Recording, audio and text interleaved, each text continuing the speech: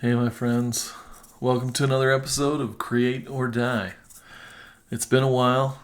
It's been a week since we recorded and released one of these episodes, and that's what we've been doing. We've been dishing them up on the weekly. And if I didn't say it before, I'm your host, Ike Allred. Let's go ahead and get this thing started, shall we?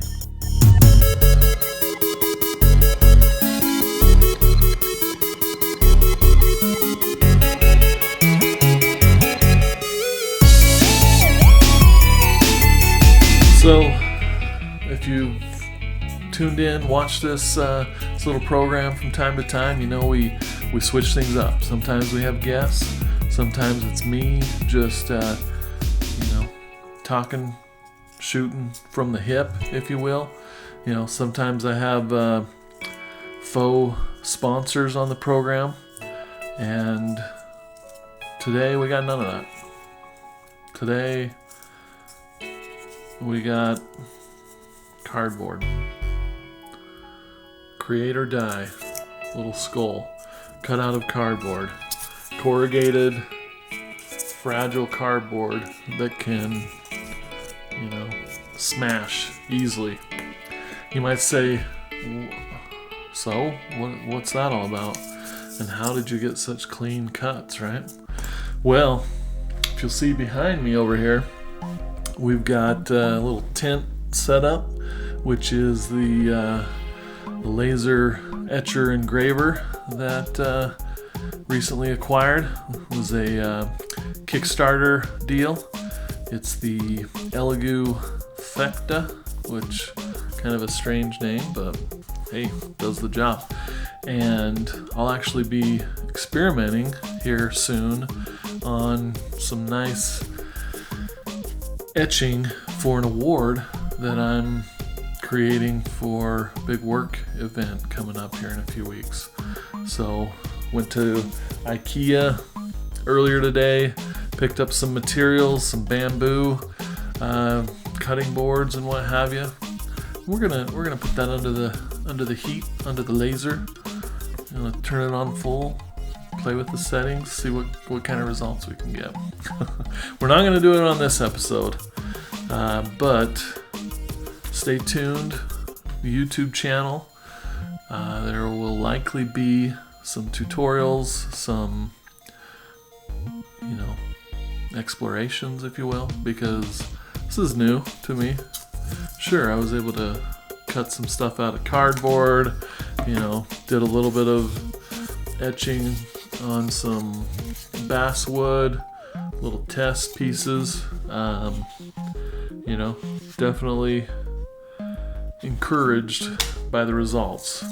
But the award that we're putting together is a Bluetooth speaker with a bamboo front, and haven't tested it on that kind of wood yet. So we'll be doing that real soon, But let's get down to it, right? I mean, this is a podcast. We're supposed to be talking about, what's going on. What's going on? Last time, it was late. It was extra late. This time it's less late. I allowed myself to get a little too real, a little too raw, maybe opened up about, the struggle that is just keeping on. And you may think, oh man, it's a death spiral. Ike's getting tired. He's not gonna make it. This is episode 48. He promised us he'd make it to episode 52. He'd go a year, and just like Rocky, he's been punched in the eye too many times. I'm gonna have to call my trainer and say, cut me. I can't believe I'm forgetting the trainer / coach's name. But no, it's not where we're at. We're just getting started. We've got some exciting things in the works for year 2 of Create or Die. The movement, the podcast, the experience. I was talking to coworker and longtime listener of the program the other day at work, and talking about how, sure, we'd love to come out of the gates with everything dialed, have the best equipment, have beautiful animated intros and catchy taglines and, awesome merch that is just so cool that everybody gets to have it, a website that's winning awards. But we don't have that. We didn't have that on day one. But what's important is we got started. Because like I've said before, and I can't take credit for it, it's, someone else I heard say it, is you can't steer a parked car. So you can't steer a parked podcast, a parked brand. You've gotta just get going. You gotta one step in front of the other. If you'll recall from one of the greatest movies of all time, Indiana Jones and the Last Crusade, when Indy was going through the different challenges to try to claim the Holy Grail so that he could heal his father who had been shot, he came to what was a pretty scary situation, right? He was in this rocky cliff, looked down, can't see the bottom. The entrance to where he needs to go is, 50 feet away. There's no running and jumping for it. And according to his father's diary, it was a leap of faith, that he essentially had to step out into the darkness and believe that somehow he was going to be okay. And he did that. And if you'll remember, there was this camouflaged walkway made out of the same rock as the walls that he couldn't see for one reason or the other, and stepped out in there, and boom, he was good. He was able to walk across. But he wouldn't have found it had he not taken that initial step into the unknown. And so that's what we're doing here. That's what it's like, starting something new. And you may argue this isn't new anymore. We've been doing it since October. And you're right. But it's relatively new. And every day is a new day.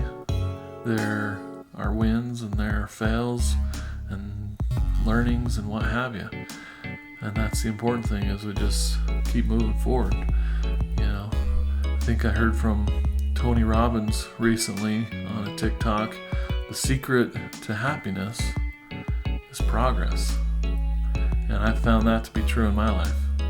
If I'm making progress in my personal life, progress with my relationship with my wife or kids, progress with my relationship with my God, my physical fitness, which, I know, needs help. We're working on it. Then that's where happiness comes from.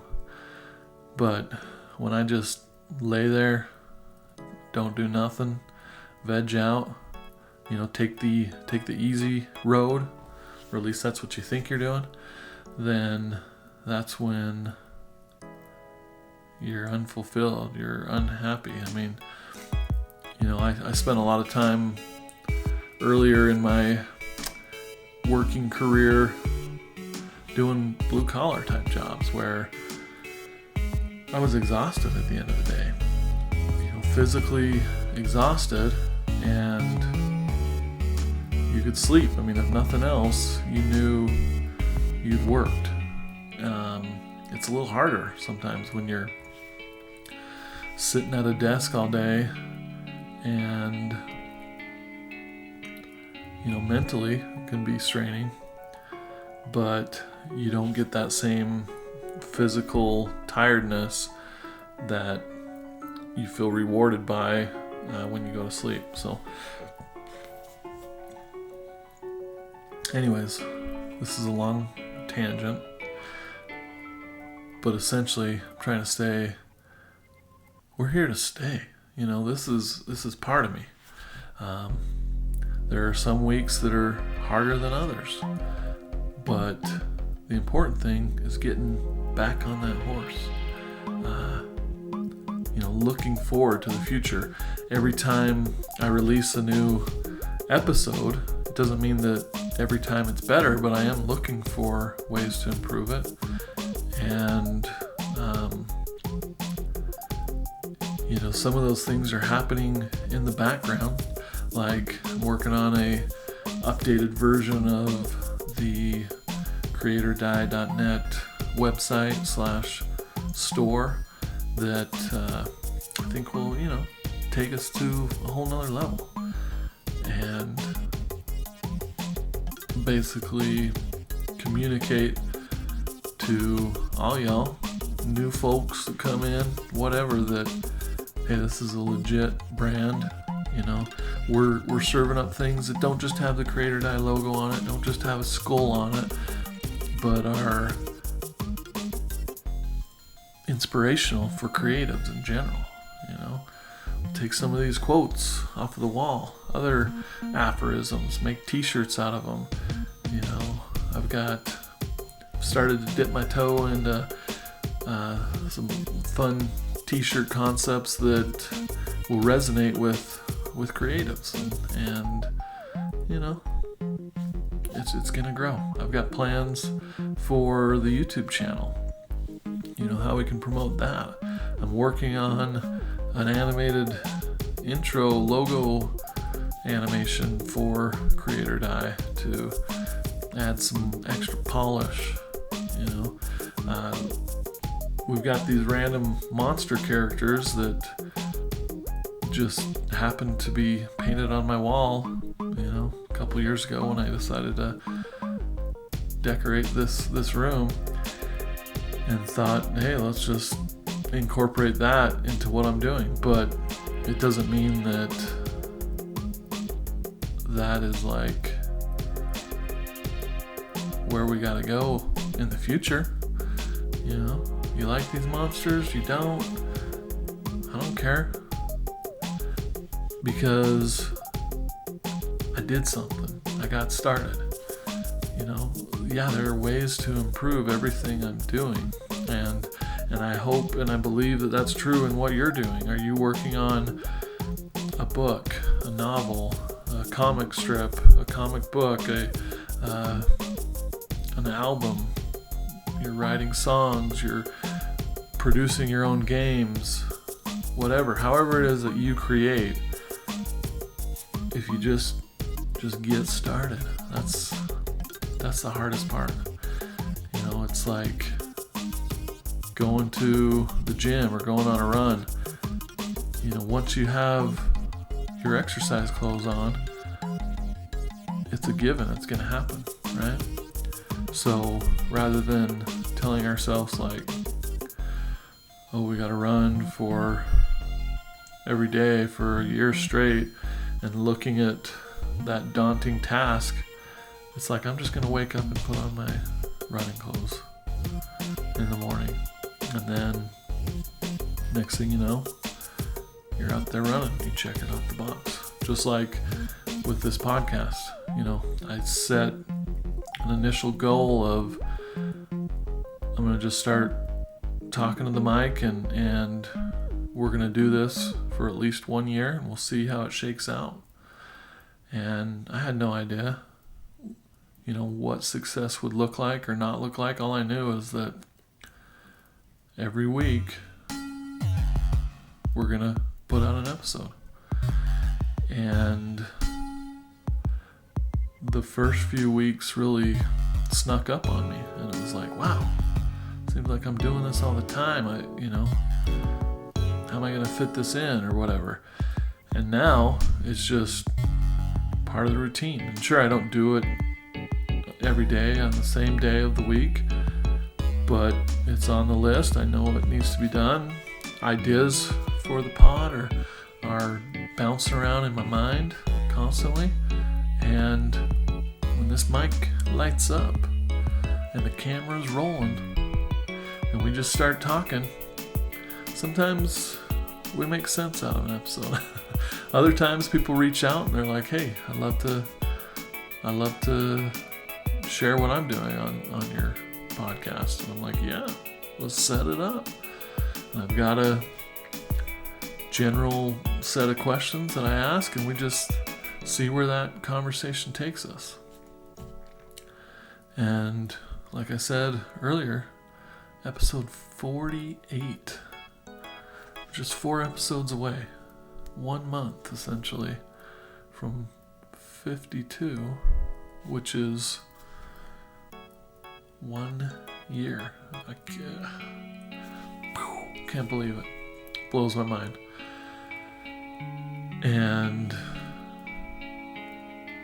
like I said, we're just getting started. So there you go. A little bit of info on what's going on, and hopefully it inspires you to keep on keeping on.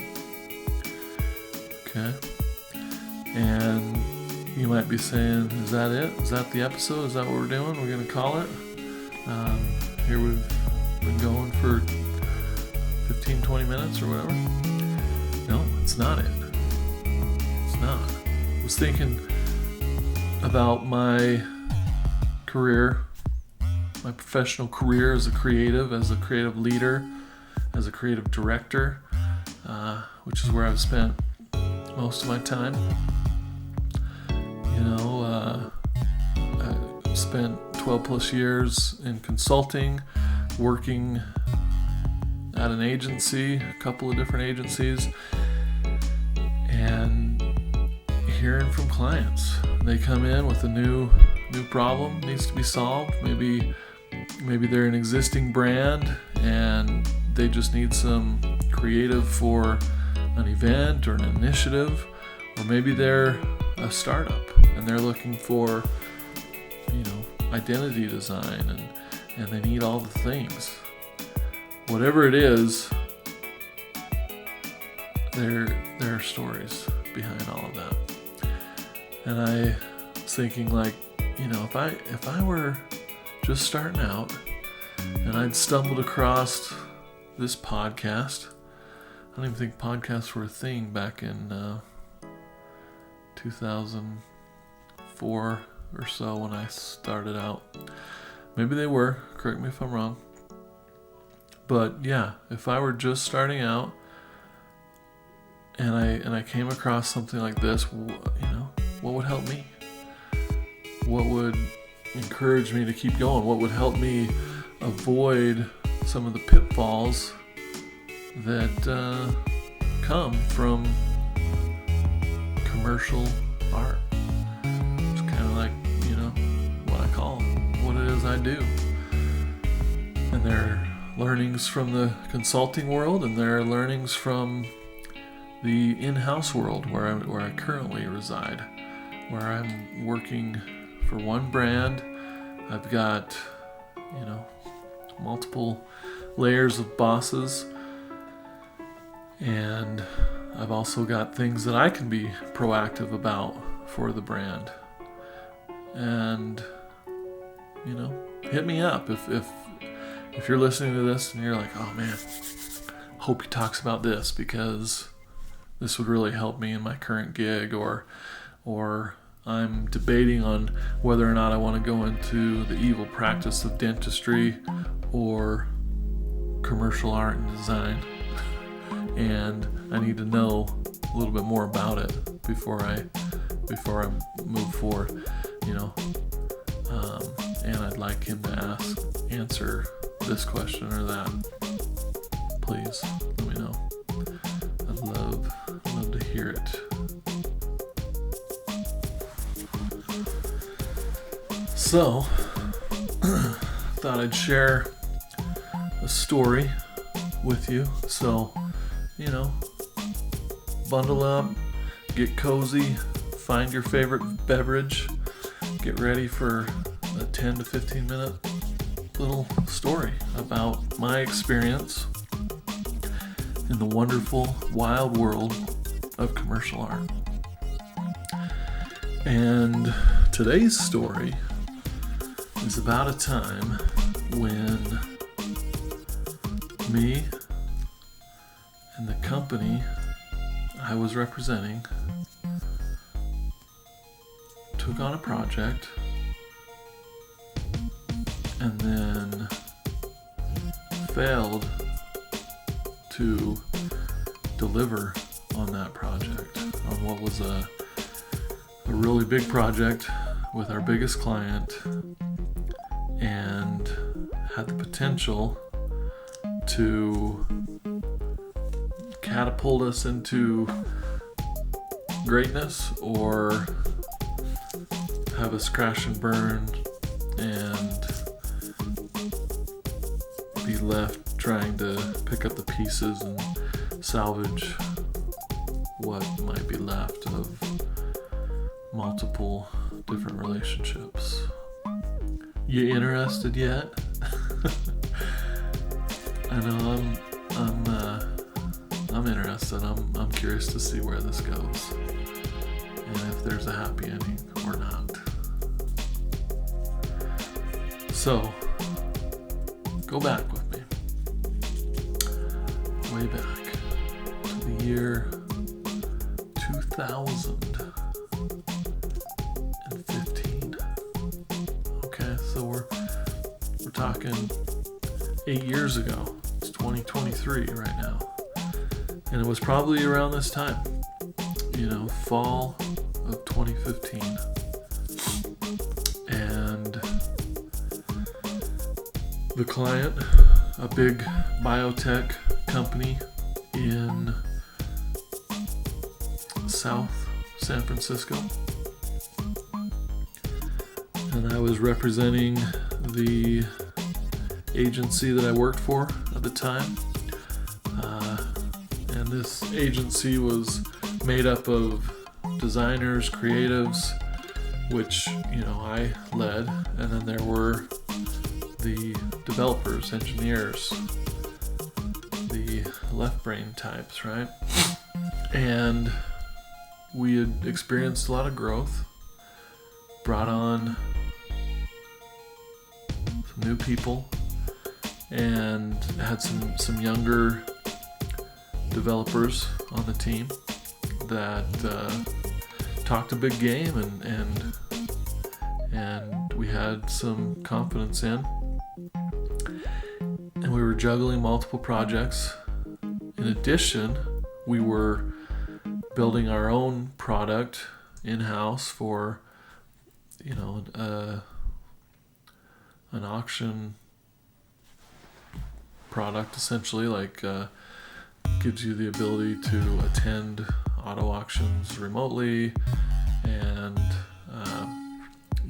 have low latency, be able to bid on those cars as if you were there at the auction. And this became pretty much the sole focus of the owners of the company, who were both developers, who led the development engineering side of the company. So there's me on the creative, the two original owners, founders on the engineering side. And what happened was we were asked to give our proposal, our pitch for what we would do for this client. I'm butchering this story, I apologize. Essentially, you go in there, you hear about what the requirements are. I can't remember, I think on the initial, pretty sure on the initial visit, I had one of the owners, one of the lead engineers, experienced, knew what he was doing, could scope out a project like nobody else, okay? So he was there on the initial discovery visit with me down in South San Francisco. So we heard him out. We understood the requirements, took notes. We, confidently exclaimed to the client that, yeah, we got this. We can knock this out of the park. This is fairly straightforward. Trust us.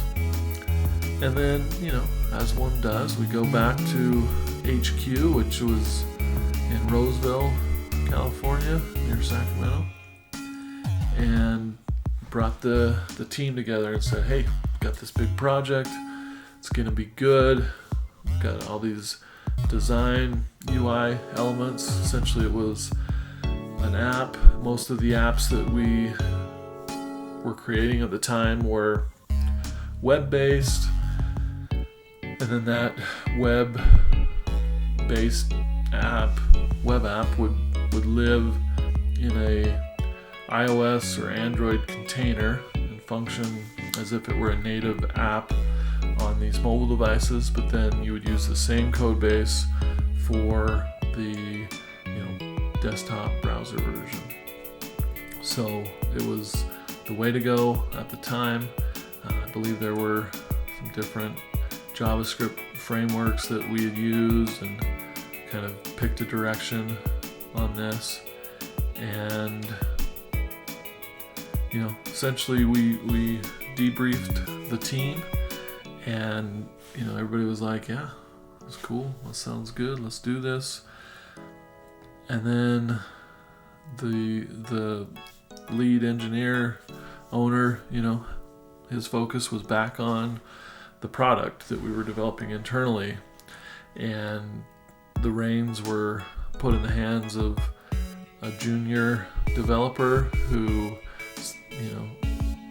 seemed to know what he was doing, and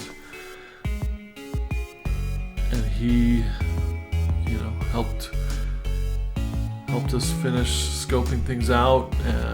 We submitted our proposal. It was north of 6 figures. Big project, and got to work on it. And initially things were going great. So great that we were getting decent sized payments on this thing and helping to fuel the company through the end of 2015, and then into 2016 we were cranking on this, and I may have the dates wrong. It may have been early 2016 when we started, but that's not important.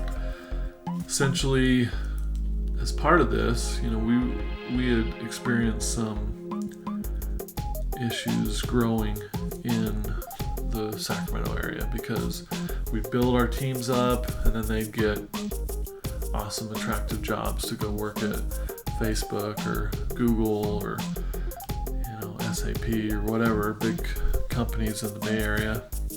And so we were hitting this ceiling of 25, 30 people, and we were on a tear looking to grow.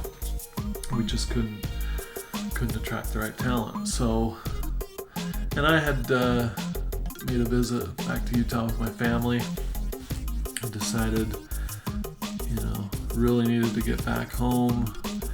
Kids were getting older, didn't know their grandparents very well, saw them maybe once, twice a year, and just felt like it was time.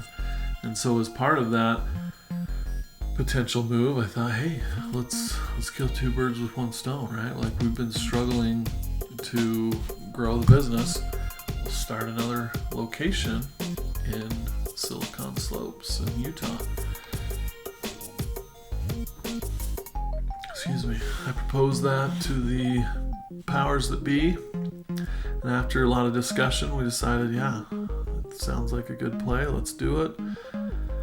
We'll try it for a year. If it doesn't work out, then we'll likely want you and your family to come back to California, Ike. So that was the situation I was in. So to make a long story short, came out here, found some initial employees, had a team of about 6 of us out here. And all the while, this big project is moving forward. At this time, it was primarily in the hands of the development team, and I would check in with this developer, and he would say, oh yeah, I'm basically done with the project, and we still had 3 or 4 months left before it was due. So it was like, wow, are you kidding me? You've knocked it all out. And he was like, yeah, super easy, way easier than we thought. It was wonderful. And so that's what we communicated to the client. They were seeing builds of it and the way it functioned, and from what they could see, they were happy as well. So what was there to worry about, right? Anyways, as we started to approach this deadline, and we're comparing basically the product we had built with the requirements. I don't remember the exact details, but there was some requirements on the technical side that I think probably had to do with security and technical stuff that I'm not qualified to kind of speak on or even manage.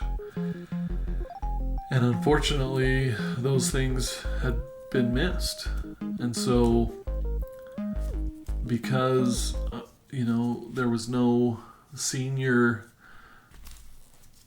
engineer overseeing the project, as the lead architect, ensuring that we're building things in the right way, we were in trouble. And so, when we finally did get one of the senior owners, developers, engineers involved, and he looked at the current state of the project, he was pretty horrified to find that the way it was built, basically meant it had to be redone to be able to incorporate these different features. And because we thought we were so far ahead, we were just putting polish in other areas and just burned right through that budget. And had we been done at that point, it would have been profitable, it would have been good, we would have been in a happy place and delivered it to the client, and our praises would have been sung within this organization, and it would have led to other really big projects. But unfortunately, that's not the way it worked. We had to have hard conversations with the client. And I remember, just as kind of the lead person, because we were a small firm, we didn't have account executives, or I think we had one project manager, but in the end it was me who was on the hook as the client contact. So I had to go in there and explain that we dropped the ball, we're not going to be able to deliver this on time, we've already burned through the budget, it's going to take us 60 more days, 90 more days, whatever it was, to fix this thing, and it was on us. And so we were gonna have to absorb the loss. Essentially, we couldn't go to the client because it was clear in our contract and in the scope that what needed to be delivered, what the functionality was, and so forth. And so that was really, really hard. But we stood by it and eventually got it done. And the application worked for the client, and they were grateful to get it. But at the same time, our name, when it came to, big development projects like that, was tarnished, and we were blacklisted. And we thought that, maybe, here we are working with this company with hundreds of thousands of employees, or at least tens of thousands. What are the chances that this group will talk to this group? And so, but quickly we found that some of the other projects that we were in the running for with other teams fell through due to our inability to deliver on this initial project. So you may ask, wow, that's rough. What does this have to do with Create or Die or creating in general? And certainly not a happy story. And it's something that was painful to go through at the time. I remember, it's been a long time, so it's hard to really adequately describe how hard this was. But I remember my anxiety going into some of these meetings were just off the chart. Here I wasn't even in the same state anymore, so I couldn't just easily drive down and have a conversation in person. Sure, we could have jumped on a plane or whatever, but there were complications, and then I was worried about what this meant for my future at that company. In the end, unfortunately, it led to layoffs, and we kept this part, the Utah location open for 6 months and another year, but the pressure was starting to mount. Like, okay, this was a failed experiment, Ike. Time to come back to California, and we'll never do that again, basically.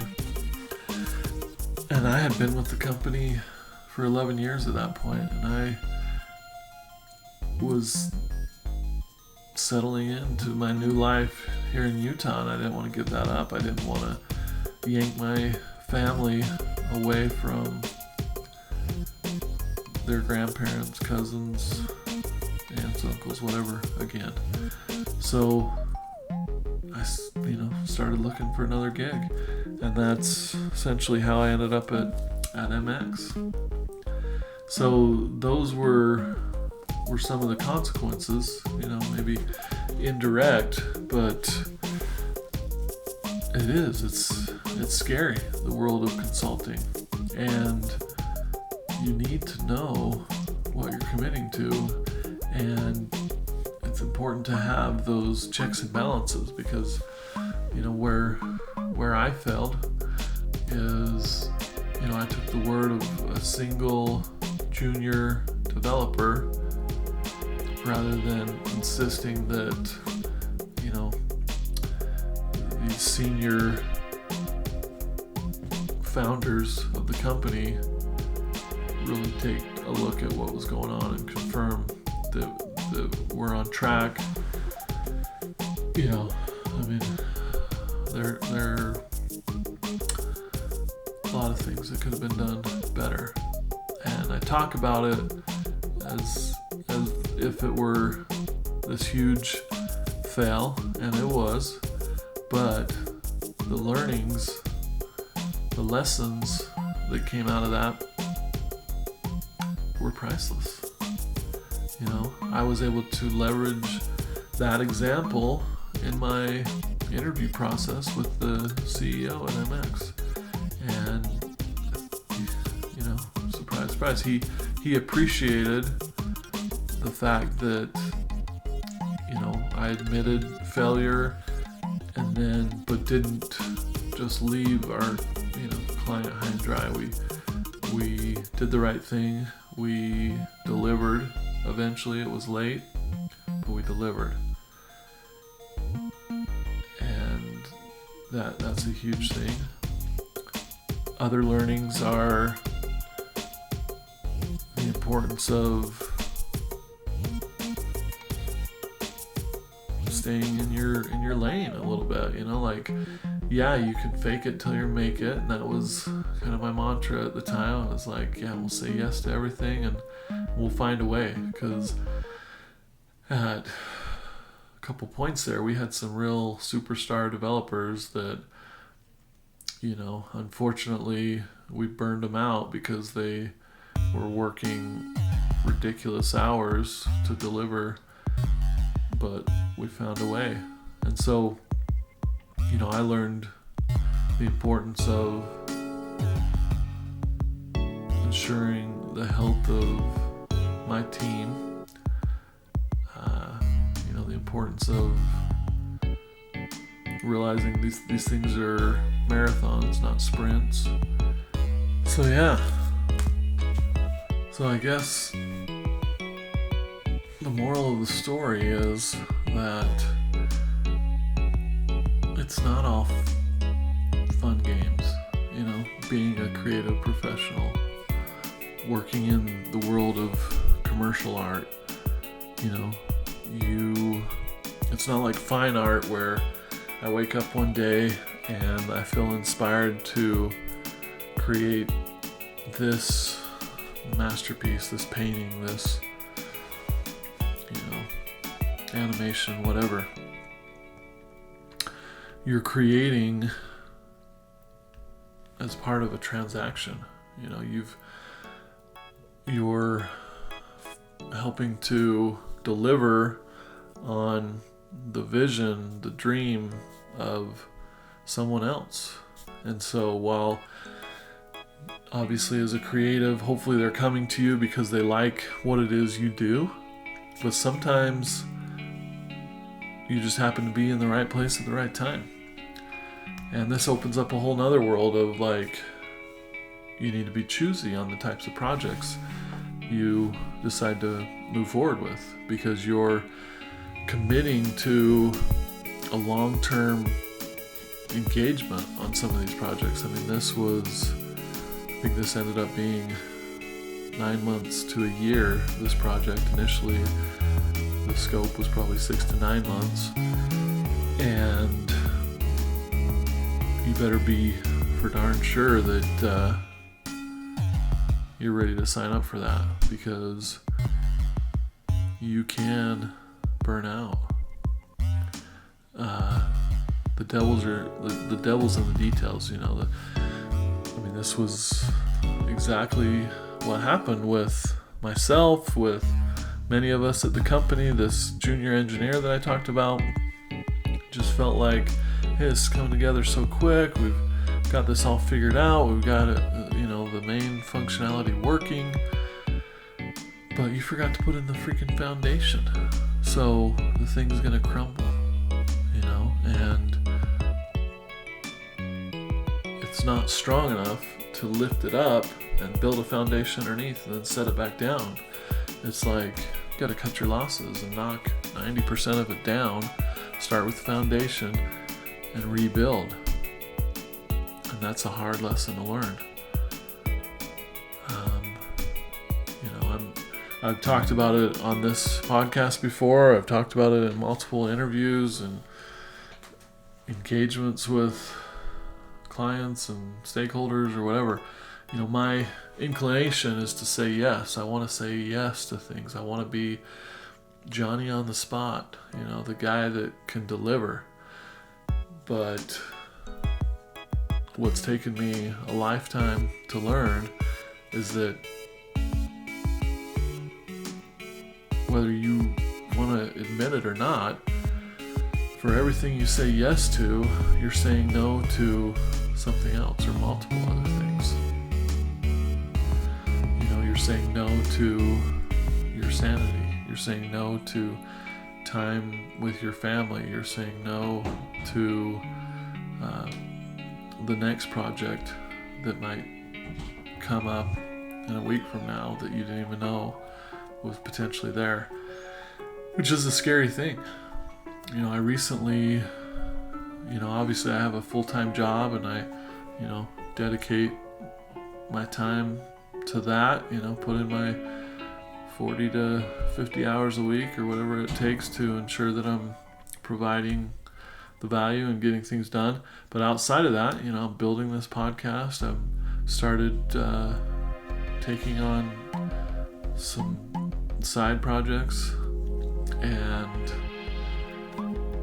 recently I had somebody come to me with a project that probably would have been lucrative, but after doing some research on the project and thinking internally, I decided to say no, which was a little scary because as you know, I've recently made a big purchase with the family ski boat, surf boat, whatever you want to call it. And, without this side income, that gets a little tricky to pay for every month. And so it's hard to say, hey, I'm going to say no to this project because I just don't have a good feeling about it. It doesn't sound like it's in line with my wheelhouse or whatever. And, there were some red flags about the client that I've seen in the past. And let's go into it. Let's do it. Let's just get crazy. Okay, one of the things is it was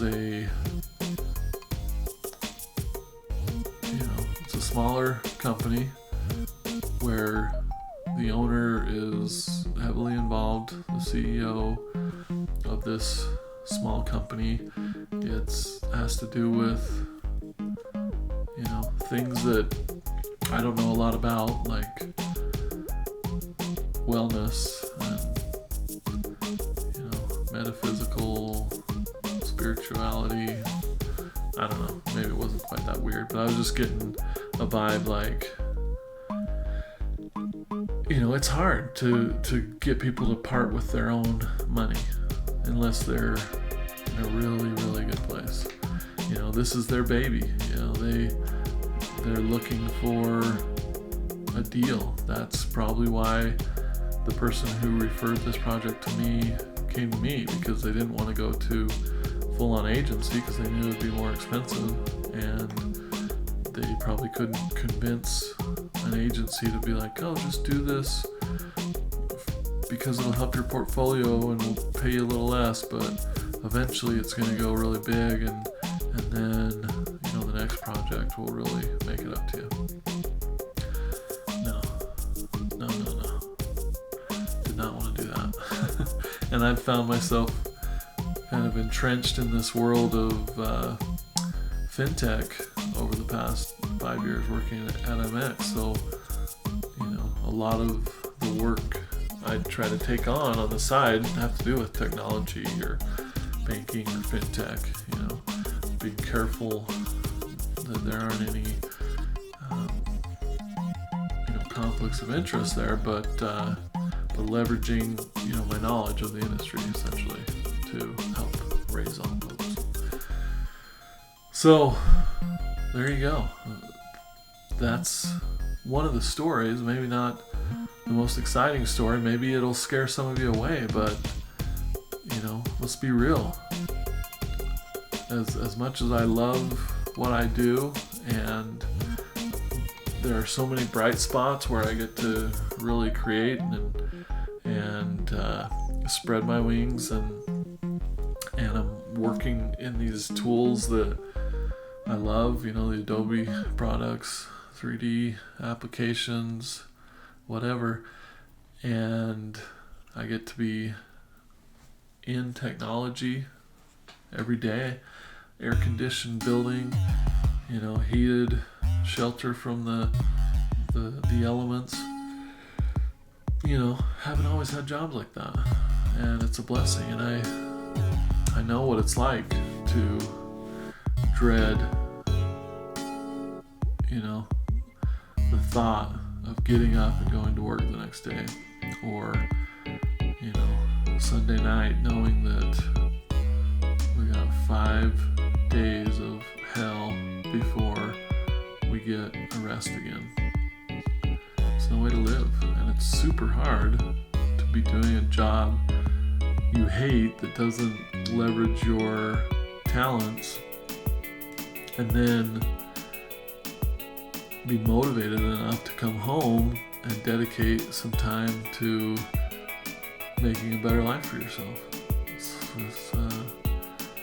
It's hard. It's just like if I were to lose my day job tomorrow, today, whatever, tomorrow, it would be really hard to focus on the long game. Like, I'll just continue to build this podcast and my YouTube channel and wait till the ad revenue can support me. No, you gotta pay rent in like a week or 2 weeks or whatever, or your mortgage or car payment or boat payment, whatever. You gotta put food on the table immediately. So you go into this mode of like survival, and you're like, freak, man, maybe I just need to try to go to McDonald's and get a job there because I can start tomorrow. And it's a horrible place to be. And I empathize with those that are there. I've been there before. It's not fun. Excuse me. But that, my friends, those experiences, those hard things, if we can learn from them, if we can use them as strength to propel us to do the right things, to focus on the future, to start planting these seeds, to put eggs in multiple baskets, start creating multiple revenue streams early when things are good, then we'll mitigate the risk of finding ourselves in that situation. So that's what I got for you, friends. So let me know, is this episode helpful? Got lots of stories. I promise most of them are really uplifting. And maybe we'll try one of those next time around. I think the next episode will likely bring a guest on the program. So be ready for that. But until next time, my friends, keep on creating. Create or die.